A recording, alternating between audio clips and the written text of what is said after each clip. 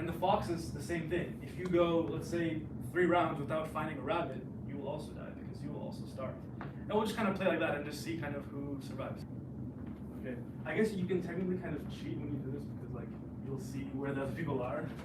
Well, rabbits can open their eyes when they're going in the grass, right? Because they're just... Yeah, so let me just say one thing as well. Don't intentionally like go within someone's reaching distance at the beginning when you get to pick your spot. So foxes can't see where they...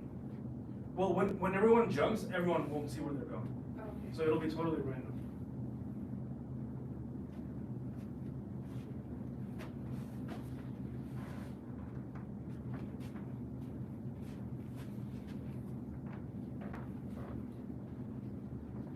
I've never tried this with people, so I hope it doesn't go too bad.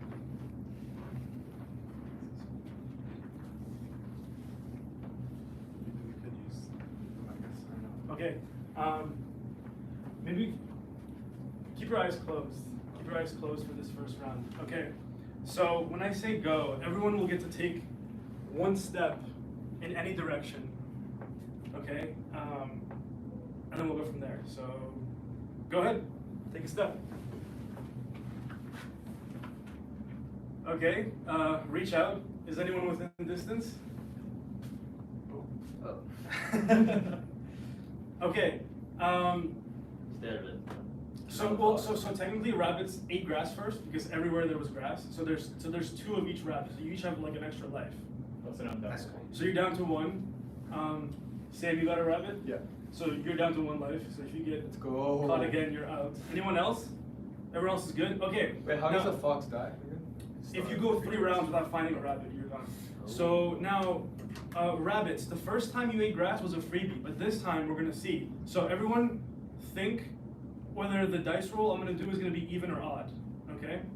And depending on if it is or not, we'll see if you have another life or not that way. Okay, is everyone ready? Wait, so you lose a life if you guess wrong? Yeah, because you don't get to eat, basically, for that round. That's crazy. Okay, everyone have their picks? Yeah. Okay, should I just say what it is, and then, I guess the I'm gonna. Okay, you guys, on the count of 3, tell me what your guesses are. Okay. Whether it's even or odd. 1, 2, 3. You're fine. Even odd. Okay, who says even? Is that everyone? Yeah. Okay, well it was a 3, so you all lose. I Oh, okay, so you're good, You have all your lives. Okay, everyone close your eyes, and we're gonna take another step in another random direction. Oh wait, we could have had our eyes open the whole time. That whole time. Yeah, that's okay, but when I say that they have to be closed, they have to. Okay. Gotcha. Alright, ready? Go, 1 more step. Okay, check. Anyone within distance? I guess there's a touch. Are you both rabbits? Yeah. Oh, you're good then. So you're safe. You have to wait for the eating Stand round. on my life. What's here? You guys just hanging out? Oh, you're two rabbits. What happened over there? I got him. You got a rabbit? Yeah. Wait, did I get you last time? Yeah, I think I'm. Wait. You're a rabbit, aren't you? No, he's a fox. Fox? You're a 2 fox? foxes there, yeah. The foxes are all in the middle right Hey, here. no. Why'd you have to oust So foxes, there's a bunch of rabbits here. Gotta go that way. Okay, so You have he's to out? Alright. I got it. Don't worry. Okay, I need the rabbits to, Take a guess. yeah, so raise your hand if you think it's gonna be odd. Oh, I guess it was a fox. Okay, so the rest are even? I didn't listen. I was doing my Even? It is a 3 again, so it is odd. So you keep whatever life, you have 1 life? Right? I think it's You what? Because I lost grass. No, you start 3. Somehow there's a Oh, but crash. you got touched this. Oh, no, but this is a rabbit, so you're Wait, good. I thought I had 2 lives. No, 3. Oh, okay. Yeah, so you're good. You Yeah. sabotaged the rabbits by voting. Or no, wait. Did you eat last round? Eh? No. You sabotaged And you the didn't eat rabbits this by round? voting even. Oh, then you are done. No, but don't you eat the first round anyway? Yeah, including that though. So He had like 2 lives. if you don't eat for 3 rounds. Yeah. Not for rabbits. That's- I might have said that, but not for rabbits. Oh, okay, If so he's rabbits, dead? yeah, he's dead. I'm dead. You guys are also dead? Oh, Oh, okay. No, that's how it works. They're all Wait, dead. they're all dead? Yeah. It's always Let's see when I move. Okay, so 3 foxes, 2 rabbits. Wait, isn't he dead then? Because I touched him once and then he gets wrong. So. No, but he got fed. Oh, this you guys time. are done. This is hard for the rabbits, bro. This is a small Not yet. space, so they- First round. they don't Next have- round, I think when we spin the dice, Yeah. if they get it wrong, they don't gain a life. But if they get it right, they gain 1 life. So they don't lose anything by spinning. Oh yeah, that's Fair, okay. fair, fair. Yeah, that's rough. Okay. No, I got it. Way. Close your eyes. Joe. And take a step. Joe! Okay? Oh, really? Open up and check. Yeah. Oh, So that rabbit is Hey. chilling over there. I'm hungry. Oh, wait. Are you still... I guess I got eaten because like. Wait, no, isn't it my arms, not both of our arms? Oh, I think it's both of our arms. I mean, I'm fine. It's One your fault. punch. It's your fault. I'll say she's alive. No Still alive. touch. No touch. It's your I mean, next round though. Wait, we'll but then- know. Yeah. That's Okay, so- I think that counts. This counts. I mean, either way, she's done next She round. is. Okay. Can I like revive here? Sure. Fine. What's going on here? So I haven't eaten in 2 rounds. So if I don't get someone, I'm gonna die as a fox. Okay. I'm chilling then. Or should I have a I meal also plan. just bring them back and play with that rule that you said, just to make it, Sure. instead of doing like a whole new Yeah, game? everyone come back so we can play with the good rules. Good game. Sorry, Brad. Good game. Okay, so explain the new rule again. So after every round, the rabbits will spin the die. You guys can choose even, odd. If you guys get it wrong, you guys won't lose a life. You'll just stay with the amount of life you have now. If you get it right, you get an additional life. Yes. Okay? So your lives are resetting. Yeah, you guys Everyone's are lives are reset. No. Okay, and let's do this also. Let's keep all 3 foxes blinded the whole time. Yes, I do. How'd you do that? It's my house. Just keep your eyes closed the whole time. Yeah. And because usually we take Okay, steps. so we don't know where they're Yes. Yeah, but they know where you guys are. So when they take their steps, they can see. Where's the boundaries though? You have to clarify that now more strictly. I don't think there should be Yeah, boundaries. start You over can't here. go Oh, all the way. yeah. Yeah. If there's boundaries, I guess- then I they're guess, toast like, right eventually. there. No, they're not because now we're blind. We can't see where they are after each round. I'm blinding them for the whole game now. They can't see. We're blind for Or the you whole are. game now. You can't open your eyes to check At all. where they are now. Oh, that's unfortunate. Wait. And if you don't eat someone within 3 rounds, you're dead. Yeah, So- you also okay. cheater. Okay. Okay, foxes, close your eyes, please. You can't see anymore. Rabbits, I'll give you 1 chance to shuffle yourself. Wait, so what's the boundaries again? Just where we are now, like where you Okay, can so see. this Can't is cross over- that line here. Yeah. Okay, the line at the table. Yeah. Okay, Where's your so eyes, buddy? Hold on, I'm foxes, analyzing. eyes closed. Foxes, eyes closed. I have to analyze the tactics. Rabbits, I'll give you 1 Yeah. chance right here. I'll give you like 5 seconds if you want to move your position. You don't have to stay where you are. Hey, yo. 5, 4, 3, Aki, why are you running, 2, bro? Why- 1. Justin, Why where you you going? running? Come back. No more movements. No more movements. Aki, why are you running, bro? Justin, come back, please. I miss you. Okay. Ready? Everyone, 1 step. Go. Remember, foxes have to keep. Wait, can the rabbits see when they move? Yes, the rabbits all eyes open the whole time. Good What? idea. That's It's me. I'm These- a these fox. are- Not when false. they move. that's Huh? wild. Not when they move, because then they can see which direction they're. That's fair. That's fair. Yeah. That's- 'Cause that would be cheating. Okay, and I'll report if there's any touches. I think we're good. Okay. I'm hungry. For the rabbits, raise your hand if it's gonna be even. If you think it's gonna be even, raise your hand. Oh, there's someone here, isn't there? Oh, that's I heard you sniff. It's kind of tough. Murder. It's a 6. You Yeah, get but an his additional nose, life. his nose. Okay, everyone close their eyes now, even the rabbits. And 1 step. By the way. Oh. Who's that? Yeah. Okay, check. Anyone arm distance apart? That was wrong. What? Okay, one rabbit has Oh, been captured. where's that? I touched someone here. Yeah. That's 2 rabbits now that lost a life. Okay, yes. Okay, I shouldn't have gone in the corner. This is kind of ridiculous. Okay, is it gonna be Where's even? Justin? Raise your hands for even. Oh yeah, no one's there anymore. It's a 4. You guys get an additional life. Oh. Wait, so how do you keep track of how many lives? It's your guys' responsibility. I'm not gonna keep track of it. Good. Just like keep a finger like So in your mind. So rabbits start with 3 lives, right? Oh, right. Yeah. Yeah. Right? Yeah. Hey, Bri? Everyone eyes closed again. Hey, Bri? And 1 more step. Oh, Okay, who's that? check Yeah, I again. got someone. I got some. That's me. Oh. You didn't go far enough away. Yeah, it's me. That's 2 foxes. Alright. Luke, you're the other fox, yeah? Yeah. You got someone? Yeah, this person. Okay. Bro, how many rounds did you go without getting someone? He's I been think I getting got some. someone every round. Okay, nice. Okay, is it gonna be even? Raise your hands if you think it's even. Rabbits. You're here. It is a 1. So whoever raises their hand loses a life. The table, okay. All right. Everyone close their eyes again. One more step. Well, I got him again. What's this here? Did you move? I got Why did you move? You know, moving. Wait, I ate him twice. I used to you at the sheet. They Yeah, ask someone How question. many lives? Have you kept track I of your just lives? Who's that? What did I get? 1. No, Luke. Yeah, Luke's near you, Sam. So 2 foxes there. But I think have you been? I don't know how many lives you have. I've hit him like 3 times. Yeah. So then he has 1 life. He has 1 life. Okay. Oh, I'm sorry. I'm gonna I have have 1. I'm gonna have to You have eat 1 more life? time.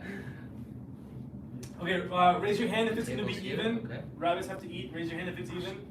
Table's here. It is a 6. Rabbits get another Save life. it. That's I'll 7 take even. I'll take him. Don't worry. Yeah. I think I'm out. Okay. No. Alright, everyone close their eyes again. And 1 step.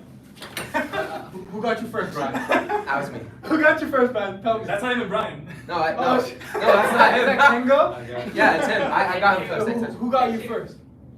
I think I did. No, I think I did. Well, I was he really was fast. closing his Wait, eyes. so why are we It competing? doesn't matter. I touched you in the Oh, because chest. you guys need to eat. No, I touched his arm I touched you in the immediately. chest. I touched him in the arm You immediately. have to choose. Chest or arm? Who ate there? Who got fed? Which fox got fed? No, but who got fed? Yeah, because they need to survive. Did you get touched with, by your chest first or your arm? Or your side area? I think. He says Luke got him. Luke got him. Yes, So sir. Sam is still looking for food. Rabbits, is it gonna be even? Raise your hand if it's even, rabbits. It's a 6 again. If you didn't think it was even, you lose a life. Keep track of your own lives. Close your eyes again. And step. Oh, I got someone. Who's this? 2 foxes, 2 foxes. Dang, No! That's wait. Why are you here? Okay. Alright, I'm out. Tactical steps. Oh, Sam, you I'm starved? Yeah. Oh. No, so close. Oh, there was someone there. Really? I left that person. Yeah, you. Raise your hand if it's gonna be even. No, I left him Alright, because I couldn't kill him. Foxes left. Wait, Okay, go it's a 5. Go, You guys go lose to a the- life. Go to your. Go Are you towards out? the chalkboard. Oh, he's out. Okay, 2 foxes, 3 rabbits. Everyone close their eyes and step. If you're, Oh, if you're looking, Oh, I for got someone. Aki, he's dead. Who's this? No, those aren't texting. I got someone. Joe, how many lives are you at? I had Oh, that's where you are. You have 5? Wait, Yeah. what? Is that where you are? Wait, Ildi, how many people are alive? There's 3 rabbits. Okay. Yeah. So Joe, wait, who's over? Oh, so who's the other fox? Rahul. Okay, wow, you got Joe. You just got Joe, yes. Joe, Okay, you okay, down to I'll 4 focus now? over Yeah. here then. Raise your hand if it's even. Okay, they all went for it. It's a 5. You all lose a life. Good. Close your eyes and step. Someone just moved that direction. Check. Wait, what's this? This is my computer stuff. Bruh, you can't. Oh my. I think Luke's starving. No, that's only the. Oh, it's Okay, the second- rabbits. It's the second time. Raise Oh, your no. hand if it's even. Raise your hand if it's even. Wait, They're going for even again. It's a 2. You get your lives back. wait, Ildi, are people allowed to go behind you? Like the rules. There's no one behind me. There's no one Oh, behind me. even better. I feel bad for this.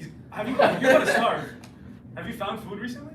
No, I got eaten in 2 rounds. It's okay. I'll Okay, so I think you're okay. Close your eyes, everyone, and step. So Luke's dead. He's starved. I think. Is that your 3rd go? Yeah. Dang, you like. Oh. That's me. It's me. It's me. All right. Raise your hand if it's even, rabbits. It's a 1. It's a 1. You 2 lose a life. Close your eyes. Mahu. Step. Check. Reach your arm lower. No, because it's on. I got one.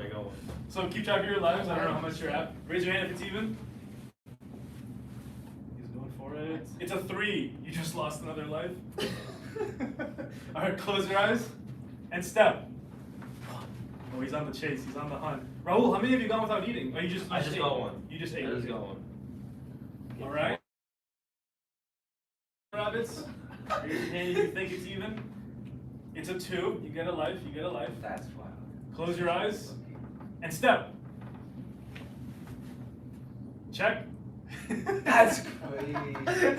Yo, I touched someone. Oh, yeah! Okay. Raise your hand if it's even, rabbits. No offense, You think rabbits. it's I'm even? reading from my account. It's a 1. You just lost another life. All right, everyone, close their eyes and step. Is it? Yeah, it's me. Oh. So there's no one else here, right? All right, raise your hand if it's even. There's no one behind Lily. Okay. It's a 4. Can I get a check? How many lives do you guys have? 2, 3, 5. Wait, oh, it's just well. Yeah. Okay, close your eyes. Step. Check. Okay. Oh my god. The You're jacket, down to 1? Joe, it's the Or no, jacket. you're down to 2, right? You're down to 2. Yeah. Raise your hand if it's even. It's a 6. It's a 6. All right, close your eyes and step.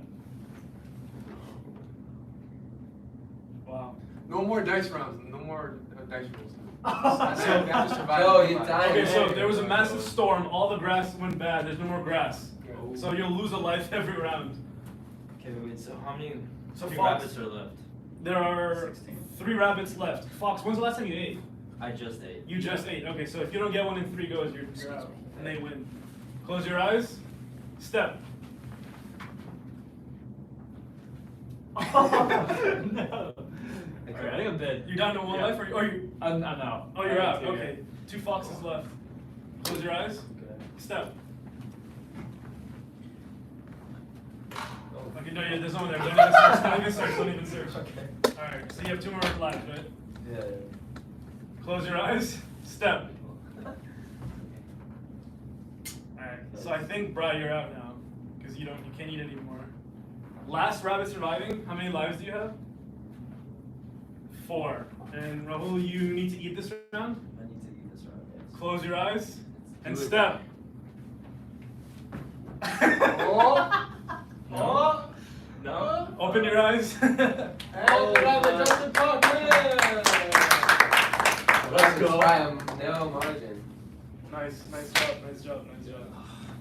Yeah. Team Team was Rabbits fun. represent. I was in that corner the I whole thank time. you, Ilby, for that amazing activity.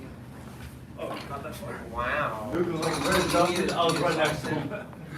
I brought raccoons back to life. Crazy. All right. Aka intentioned to go. Sad, but they were able to save the activity, which is really good. That was really fun, honestly. Like, Yeah, that was good. we're gonna use that in the future, I think. It needs some work because I Yeah, I know but it for the implements it, drinks and stuff, but totally. yeah. Yeah. So yes, as you can see, amazing brother Samuel Miranda is going to be presenting. And if you saw the flyer, the title is Two Parents, : is that what it's called? Okay. It is. The starting point towards peace. So you know how Jesus, we talked about, was a model for living a selfless, God-centered life? Well, it's actually, that model can actually be expanded to the family, because you can't produce more people that are going to follow these universal principles and live a God-centered life without parents, without a family. And so to share more on this, I'd like to welcome up Samuel Miranda. All right, thank you. I'm just gonna drag this screen down.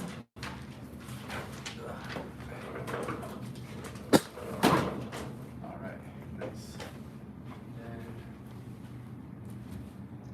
let's get this up. Awesome. Okay. Yeah, thanks, Ildi, for that evolution-style game. I don't really know how to connect it to conflict and peace, Yeah. but I don't think we really need to. Conflict between the rabbits and the foxes. Yeah. Battle of survival. Battle of survival, yeah. But yeah, today's topic is going to be about how to solve human conflict that we see all around us, and then what's the starting point of a peaceful world, or even a peaceful self that we're all seeking for.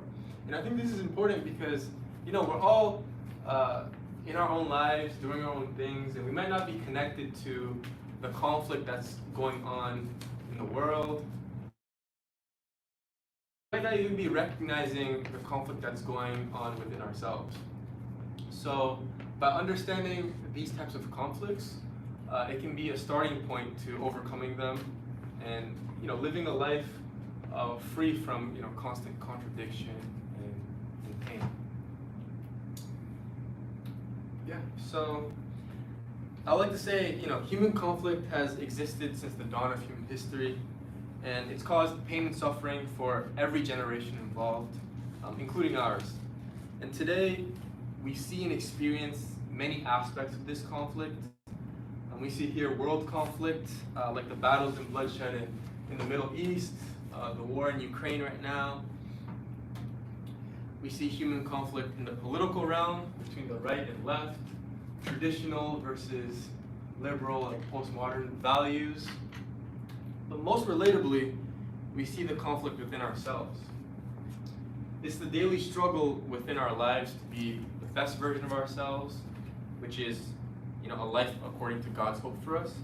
And on the other hand, the worst version of ourselves, consumed by selfishness and instant gratification. Now, how do we resolve this conflict? Well, what is the opposite of conflict, first and foremost? The opposite of human conflict, it's peace, right? And from the viewpoint of Karp and also myself, peace is realized when we can all attend God, our Creator, as our heavenly parent. And when we're all doing this together, we're one family under God. And in this family, true love flows within our lives, flows within our relationships, because we see each other as brothers and sisters under heavenly parent, God, the source of this true love that we're all looking for. But you might ask, like, Sam, how is this a reality? Like, how can we take this theory that sounds good to something substantial in our life? That's always the question.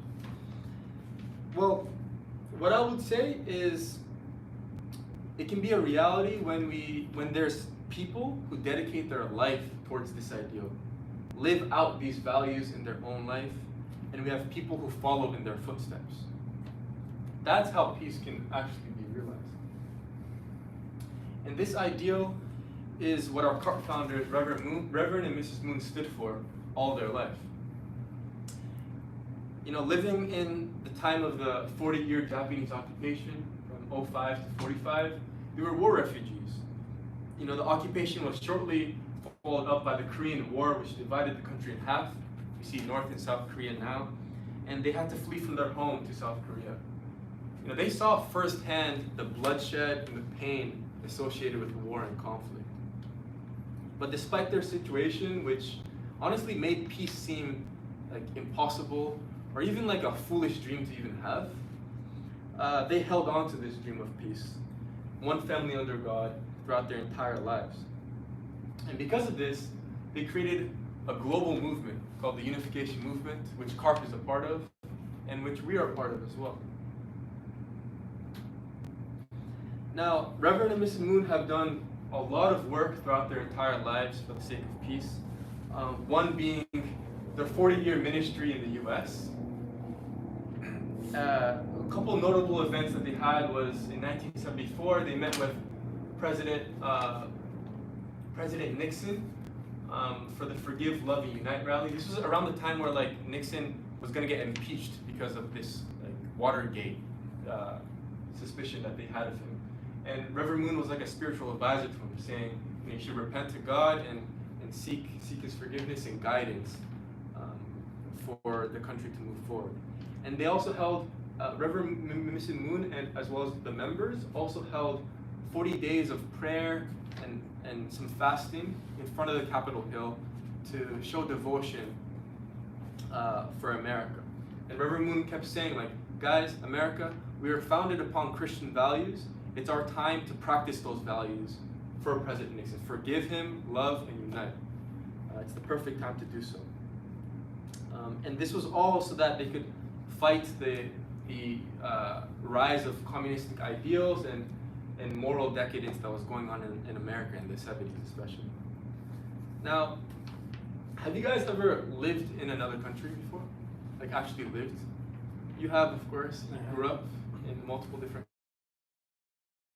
I'm originally from India, but I grew up in Singapore and Dubai. Okay, and you came to the US for school. Yeah, and when you're going to a different country, I don't know, but it may feel a little like hard to be a part of that country because you didn't grow up with it. You may not be involved in the culture, and everyone seems to have like national boundaries. Like they're only associated with people of their own nation, ethnicity. But Reverend and Mrs. Moon literally dedicated 40 years of their entire lives to a foreign country that seemingly they had no association with. Like you would ask, like, why do you even care about this country if you have no one there? You have nothing to do there, it seems. But in actuality, they really felt they did.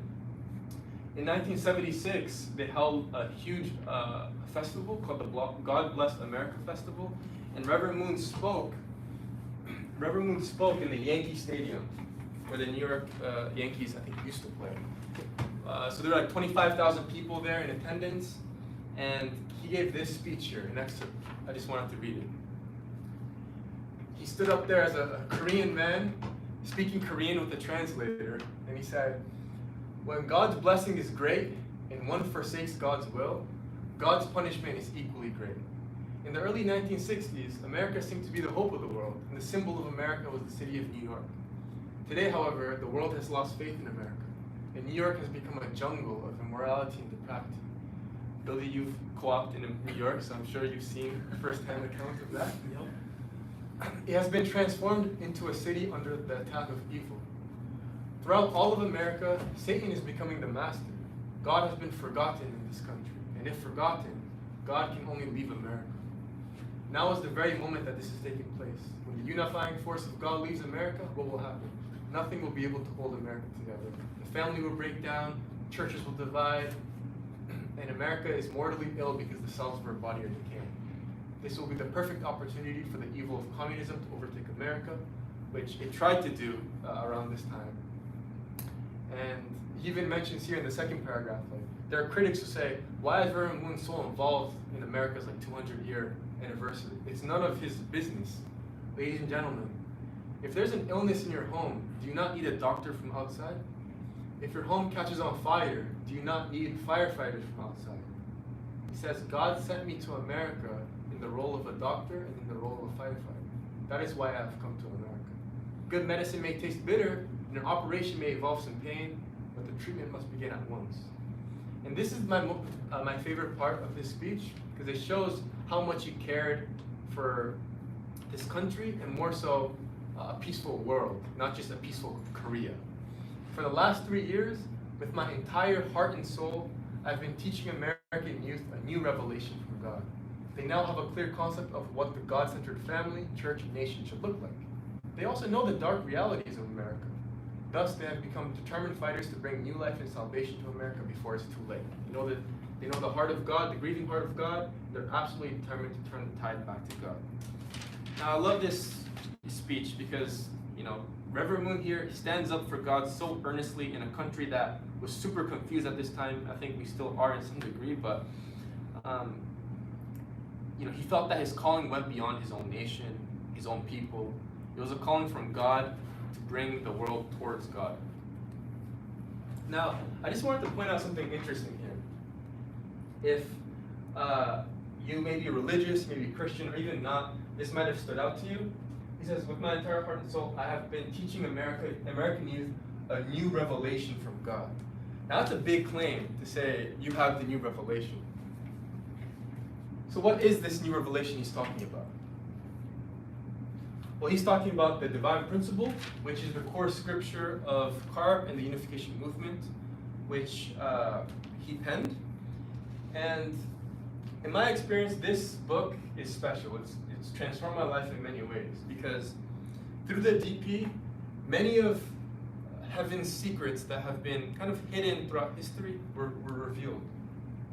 Firstly, God's essence, God's true nature as a heavenly parent, both masculine and feminine qualities, was revealed through the principle. Why God even created us in the world in the first place was revealed. He wanted to experience love, and love needs a partner. And he gave us a blueprint for life, which is to experience or to go through the 3 great blessings: to mature, have a true family, and then spread that into the society and world. A common blueprint that he gives us. He explains the nature of the fall, why we don't see peace in the world, and what's the origin of that. How God has been working throughout human history, which is by ultimately sending Jesus. Talked about the essence of Jesus as the only begotten Son. The only begotten Son essentially is the person who has no association with conflict or the fall in the beginning. This person is united with God and totally good. This is why Jesus is revered in Christianity, because he's completely good. He also revealed Jesus' God's hope for Jesus, which was to become the true father of all mankind, meaning assuming the position of parent with an only begotten daughter, because if there's God's son, there should be God's daughter, right? And together, they're true parents that usher in the era of peace with their example, their love. Pretty self-explanatory. But we know that due to the disbelief of the people 2,000 years ago, Jesus actually had to go the way of the cross. And today is a day to remember that, Good Friday. Actually, I was walking to the gym an hour or two ago, and I was just gonna get a quick workout in. But in the middle of my walk, I seen a bunch of people like kneeling in front of like the Krensman quad. I was like, what's going on? And in front of where they're kneeling was a cross. And I realized they were doing like a Catholic celebration or ritual during Good Friday. So I just decided to kneel there with them and say their prayers to remember Jesus. And this is why my khakis are a little dirty and kneeling on the floor on the brick. But anyway, the reason why they're kneeling and they're worshiping and praising Jesus is because the love that he gave throughout his life and even the death on his cross was the spark of Christianity, which eventually became the greatest, the largest movement in history. Does everyone here know a Christian in their life? Someone who identifies as Christian? I would say so, right? Because it's amazing what one man, Jesus Christ, did for this whole world and what it's become. And lastly, VP reveals Jesus' promised return. He said he will come back, and this is Christian history's hope. People are waiting for Christ to come back and usher in this era of peace, the kingdom of heaven. And he said he'll do so by holding the marriage supper of the Lamb. We, as Carp, interpret this as the second advent, Jesus' second coming, and the only begotten daughter will become the true parents together as a couple. I just wanted to quickly talk about my experience with the principle. Who's ever studied the principle before? It's okay if you haven't, but you can raise your hand.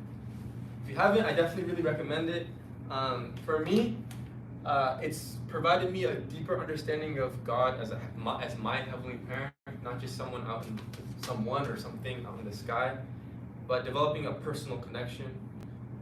It's given me a strong purpose in my life to be the best version of myself each day and offer this version to the betterment of the world for God and for every person, past, present, and future. It's also encouraged me to take the most responsibility I can for God. And Jordan Peterson, have you guys ever heard of Jordan Peterson?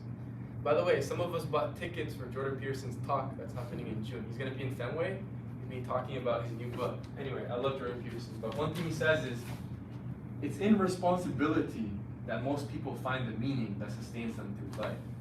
It's not in happiness, it's not in impulsive pleasures, it's in responsibility that people find purpose.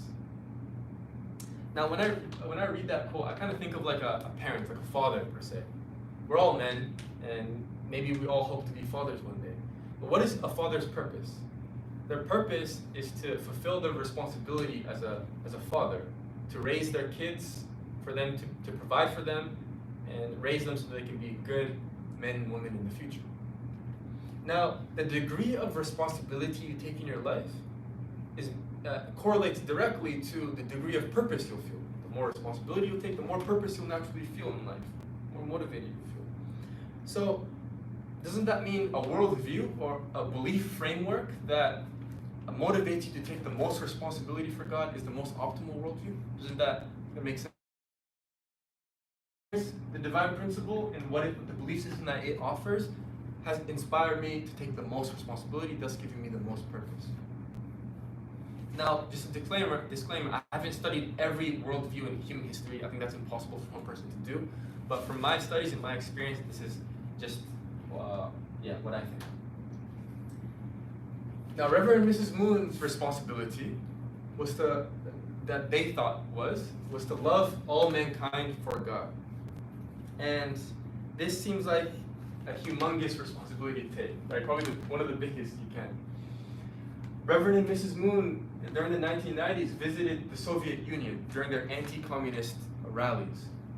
You know, from Luke's talk last time, how devastating communism was, how many people it's killed, how many people have suffered under it. And they met the former Soviet Union president, President Mikhail Gorbachev, and they served as advisors for him. And soon after, they also met Kim Il-sung, the former dictator of North Korea. Now, Reverend Moon actually gave an account of his experience with Kim Il-sung and the things leading prior to that. For some context, Reverend Moon was imprisoned numerous times because of Kim Il-sung for being a religious leader, for being anti-communist. He was almost killed numerous times in a death camp in North Korea. So, he says here, "My last visit to North Korea was a historical opportunity. I returned to my hometown for the very first time after 40 years. There is no one who is more justified to hold animosity towards North Korea than I. I was severely persecuted because I was a religious leader and strong anti-communist. I was tortured. I was put in the forced labor camps in Hunan, North Korea, for nearly 3 years. I witnessed so many innocent prisoners perish with my own eyes there. It's a miracle of miracles that I'm alive today. I'm here only because of God's special grace and protection. The essence of true love is to love people who are unlovable. I went back to North Korea, not as to the enemy's home, but I went there as if I was visiting my beloved brother's home, my homeland. Carrying the principle that sustained me throughout my life, forgive, loving, unite. In my heart, I traveled to North Korea." So for context, before going to North Korea, Reverend and Mrs. Moon went to Hawaii for a couple weeks to pray and kind of shed all their resentment and even maybe like strong dislike, hatred towards what Kim Il-sung did for them and their people and their families, so that they could come and meet him as a brother and a sister instead of as enemies. And you can see here in this picture, Reverend Moon embracing. You'll see a video later, Reverend Moon goes and hugs Kim Il-sung. And Kim Il-sung is surprised. You'll see, he's like, "Oh, I didn't expect someone who I almost killed to hug me like this." Now, how do we know that Reverend and Mrs. Moon are chosen by God, though? There are a lot of great people in life, but how do we know they're chosen by God directly? It's a good question. What does Jesus say? He said in Matthew, "Therefore, by their fruits you will know them." Fruits meaning the actions that you produce from your life. You can say you're a good person, but if your actions don't line up, you have bad fruit. Jesus says, good fruit will produce a good tree will produce good fruit. A bad tree will produce bad fruit. So in the same way, a great person, a person chosen by God, will produce fruit or results, actions that are conducive to that goodness. Next, how are they chosen people? How could they be someone that God entrusts a huge mission to? Well, let's look at what Jesus says about his second coming when he comes back. He says the second coming will not only be seen by the fruits, but the second coming will be able to open a scroll, like a seal of the 7 seals. In Revelations, it says here, Revelation is essentially like a revelation that one of the early disciples, experienced directly from an angel. And he says here, John says, "I saw a mighty angel proclaiming in a loud voice, 'Who is worthy to break the seals and open the scroll?' No one in heaven or earth or under the earth could open the scroll or even look inside." John, he cried and cried because no one was worthy to open the scroll. And one of the elders said to me, "Do not weep. See, the Lion of the tribe of Judah, the Root of David, has triumphed. He is able to open the scroll and its 7 seals." So what is the Lion? Who is the Lion of the tribe of Judah and the Root of David? It's Jesus, or essentially the Messiah. So what is the scroll? What does that symbolize? It's the expression, the newest expression of truth. It's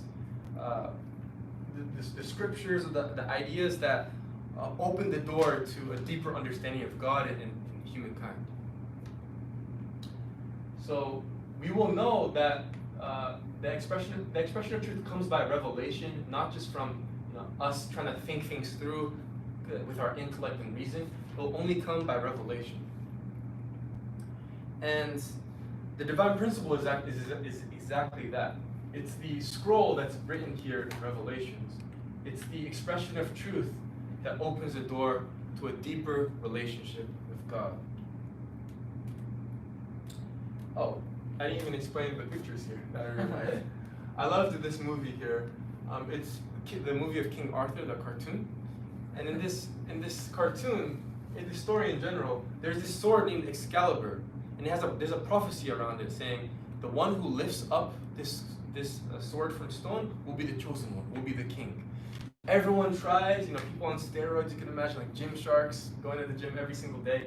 They could not lift up the sword.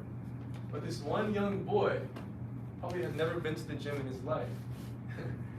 He was able to uplift the sword and wield Excalibur, and he ended up being King Arthur. So in the same way, the chosen person will be revealed by what they can do. Lifting up the sword, or in other ways, opening the scroll. It's a new expression. And the person who was able to reveal that was Reverend Moon. So Reverend Moon received the mission of the Second Advent when on the Easter week of 1936, he was praying tearfully on a mountain, Mount Myeodu in North Korea, when he was just a young boy. And at this time, he saw war. He was in the midst of the Japanese occupation, and he was crying every night to God, like, why do people suffer? Why do my people suffer, and how can we resolve this? And God saw his sincere heart. And Jesus appeared to him on that day and gave him a mission, told him to complete the mission that he left unfinished, which was to become the true parents and usher in the era of peace. Because his mission was to become the true father, he also had to find the one and only begotten daughter, who was born as God's daughter. And that's Mrs. Moon. She was born from a fervent Christian lineage of 3 only daughters, successively. And ever since she was a child, she had a very deep connection with God because of her Christian roots, but also the mission that God called upon her to accomplish. So she accepted her calling to become the true mother, to embrace, which is to embrace all mankind with motherly love. And since the passing of Reverend Moon in 2012, she's poured out her heart and soul to found countless peace organizations to further their dream of a peaceful world under God, our Heavenly Parent. And in 1960, they conducted their holy wedding, which was the fulfillment of the marriage supper of the Lamb, which Jesus prophesied about in his second coming. And from this day on, they stood in the position of true parents, which is a parental position to love all mankind on behalf of God, the mission that they felt that they were supposed to take on. Now, that might have just ruffled some feathers. Whether it's in here or it's through the live stream, especially if you have a Christian background. Like, Christ's second advent is so precious, and Jesus even says, be careful, because there will be false witnesses that will come saying, I'm the person, I'm the chosen person. So Jesus says, be watchful of those false witnesses, but also keep an eye open for the right person, the chosen one. Now, what I will say to you guys that might be thinking that, which is completely okay, is to be sensitive to what God is showing you. I think that will be what I'll try to do if I were listening to this right now. Let's take an example of Jesus at his time, when he said the same exact thing, I'm the chosen person. What happened? He was crucified. He was persecuted, humiliated, and crucified on the cross. While he was on the cross, Roman soldiers would come up to him and spit at him, mock him. They even said here, come down from the cross if you say you're the Son of God. You say you saved others, but you can't even save yourself. Like, come down from the cross if you're God's chosen person. Do some kind of miracle. Jesus was considered a complete heretic. And from their viewpoint, the people on the ground looking at Jesus, their concept of God's power, or how God reveals himself, is by God bending the laws of physics, like doing some kind of crazy miracle to prove to them that he's in Jesus, or Jesus is called by him. But no, that's not how God governs this world. That's not how he wants to govern this world. God's power that he governs this world with is with his love. How do we know that? Because we all want love at the end of the day. That's what we all seek. We seek that because God created us to be that, and he governs with love. So when Jesus was on the cross, he said, "Forgive them, Father, for they do not know what they're doing." And after his resurrection, he came to the disciples and said, "No matter what happens, I'll always be with you until the end of the ages." With this love, that's what sparked Christianity. That's what motivated the early Christians to literally die for their faith under the Roman Empire. Even now, if you meet a Christian person, like evangelizing to you, they won't come up to you and say like, "Oh, by the way, there was this man 2,000 years ago, and he did some miracle. You have to believe that he did some miracles and he resurrected. And if you don't believe that, you're screwed for eternity." And that's not the way they go about it, because that's not how they feel. What they'll say is, Jesus loved you so much that he willingly took the pain of dying on a cross to save your life, for you to come to know his love for you. It'll always be centered on love, because that's what God governs by. So I would say, even from the Christian perspective, it might be good to have an open mind about how Jesus will return. I know in the Bible it says Jesus will come supernaturally. It's his second advent. It says like this understanding that like a rapture, like opening will appear in the sky, Jesus will levitate down, like lift up his followers. Like this supernatural stuff is written in the Bible. And that's the common belief in Christianity. Because, yeah, the literal interpretation. But it might not be that way.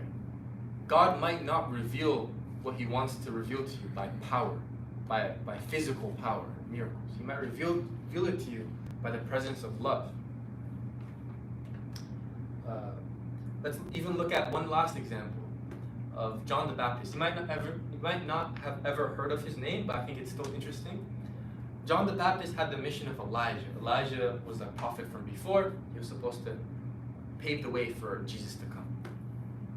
But it wasn't obvious that he was Elijah. He came in the mission of Elijah, but it wasn't obvious. So when the church elders were like, "Yo, where's Elijah? Like, if we're gonna believe in Jesus, Elijah has to come." John the Baptist, are you Elijah? He says, "No, I'm not Elijah."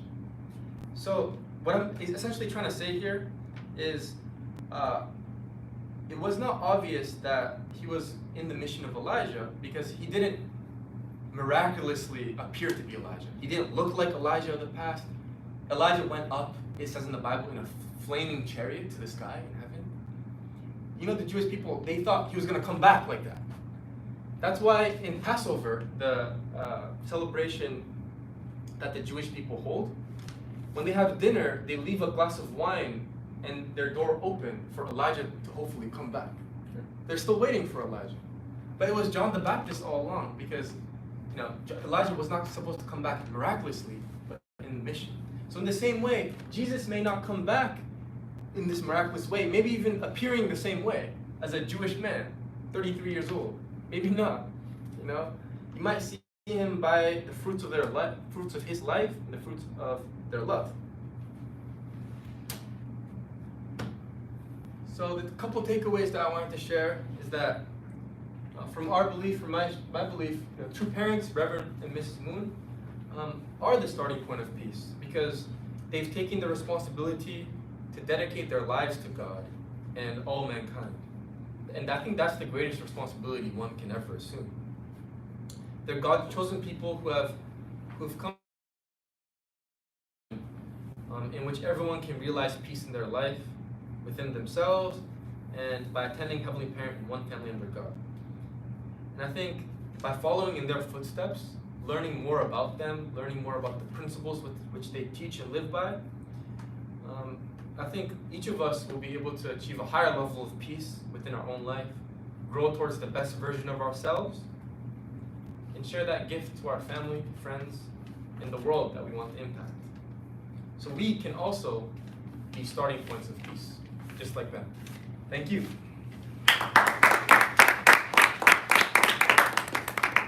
Thank you. Oh my goodness. I've heard this before, so I'm not shocked. But, what was God's original dream? If God is a parent, so that's a presupposition if we want to use logic. Presupposition is God is a parent. We can't know that for sure. But if we take that as fact, as you know, in philosophy, they're called axioms. Like there's certain things in life that, or in philosophy, or even mathematics that, like in geometry, for example, that's one thing I remember. Certain statements that you can't necessarily prove, but you assume it's true for the sake of a greater understanding. So if we take the axiom that God's a heavenly parent, then that means naturally, by the definition of what a parent means, it means that the dream of the parent is to create something, in this case children, that are equal to or better than itself. So thereby, God's dream would be one family, one human family. But because we're all immature, can we all acknowledge we're immature? Yeah, the whole world's immature. There's no mature person. So if everyone's immature, then it is impossible for a concept of an ideal family to manifest in the world. Why? Because for God's dream to be fulfilled, we have to be as mature as God is. We have to be able to give and receive love at the same level, if not more, that God is. So that's why in the Bible and in countless religions, there is no understanding of a family or the concept of a savior being a parent. In the Jewish scriptures, partly inherited from Zoroastrianism, but also in their own scriptures, the Messiah is a king. And then in Christianity, when Jesus comes, he's just seen as a son. He died too early to even form a family or marry or to find this daughter of God like Sam mentioned. So even after Jesus came, the concept of a family, or even family salvation, like family as an ideal, was still not around. In Buddhism, it's all centered around the self, for example. And if you look in the Greek and the Roman gods, it's all about the individual being worthy in the sight of the gods. It's never about the family or the unit. It is the nation, but even when you talk about the Greek Empire, like, are we favored by the god? It really is the king favored by the gods. If the king's not favored by the gods, everything, it doesn't matter if the rest of the nation is. But this is the only perspective, the principle, divine principle perspective, the teachings that Reverend and Mrs. Moon propagate, they're the only one I've ever found. I've studied some, not all, but I've studied a fair amount. It's the only teaching of philosophy or theology that ever talks about the family as the central unit. It's the only one. And that's why when Reverend Moon claims he's a second advent of Christ, actually what the more important claim is that he's saying he's a true father. He's standing as a model for good parenthood, good fatherhood. In the same way, Mother Moon is standing as a model for true motherhood. And so that's why I think personally it's a new truth. It's the only one that has the family. It's the only one that goes beyond a king or a son, or like a master-servant relationship, or like a royal relationship. Like God is like this king and the Messiah is some prince.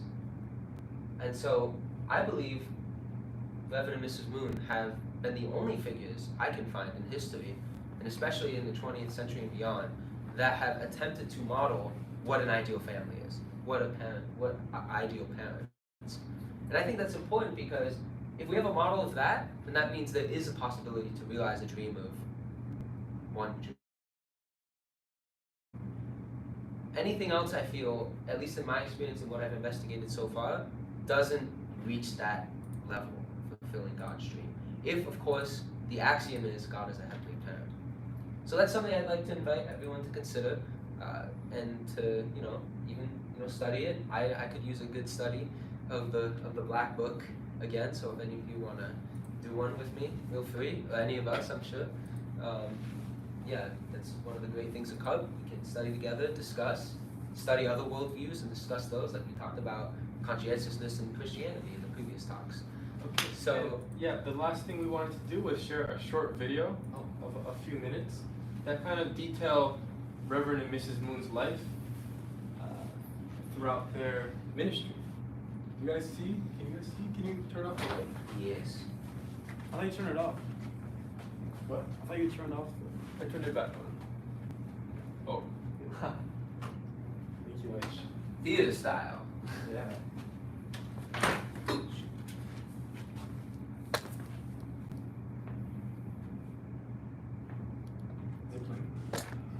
Alright, live stream. Time to get a front row seat.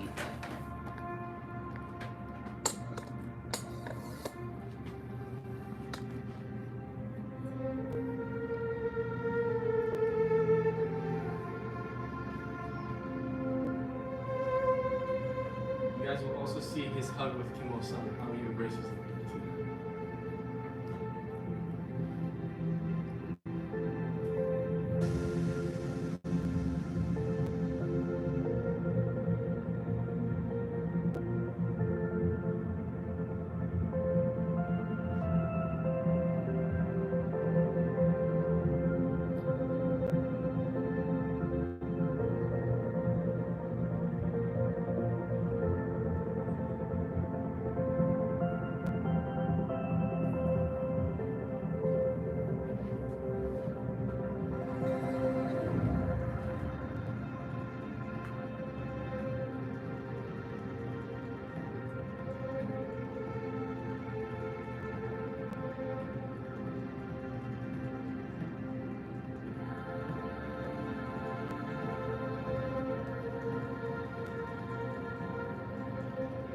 Because he has sought to go beyond race, religion, ethnicity, gender, and culture. He is perhaps the most misunderstood, misrepresented, maltreated, and maligned person on the face of the earth. But that only is the stuff that makes him love all the more. He loves his enemies. He lives for the sake of others. And no cost is too great in order to bring back the family of God. He has committed his life to restoring us to God's true love, God's true life, and true lineage, so that we look upon each other as brothers and sisters, one family under God. These are marriage ceremonies to dedicate marriages to God. Hundreds of thousands of people.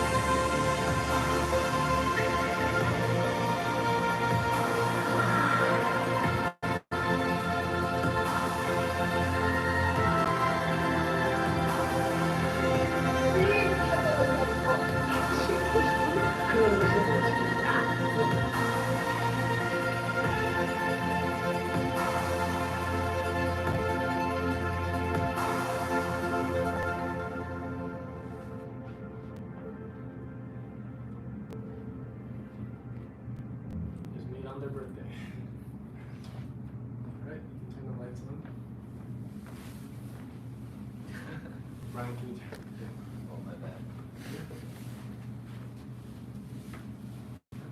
Yeah. I'd never gotten emotional watching that video, honestly. I've seen it a few times. You know, Sam said, like, what's one way we can know who these people were? By their foods. And they spent decades with huge events, hundreds of thousands of people in some cases, as you saw in the footage. Why?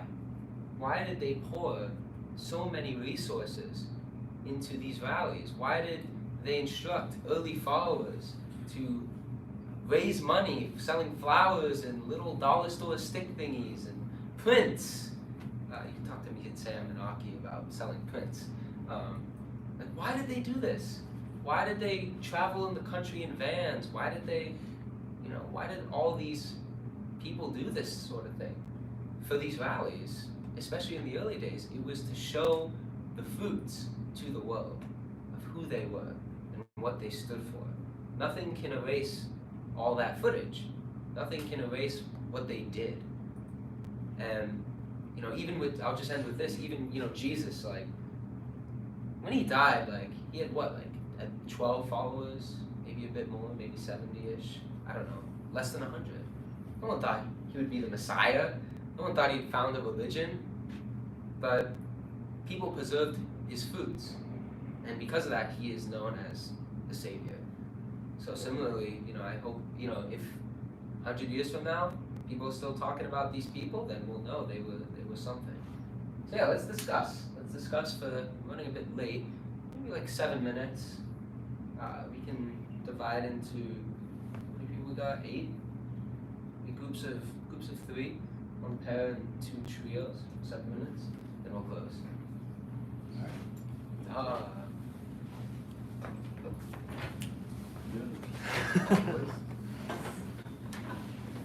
Yeah. Oh, okay, so just double 2 groups. 2 bigger groups? Yeah, 2 big groups. Are you joining us? Yes, sir. Nice. You're finally.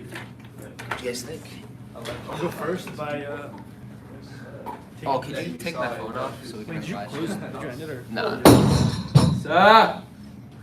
Do you want me to end it first? Yeah, no, just give me the phone. It's fine. How do I? Just like lift it. Yeah, there we go. Peace out, guys.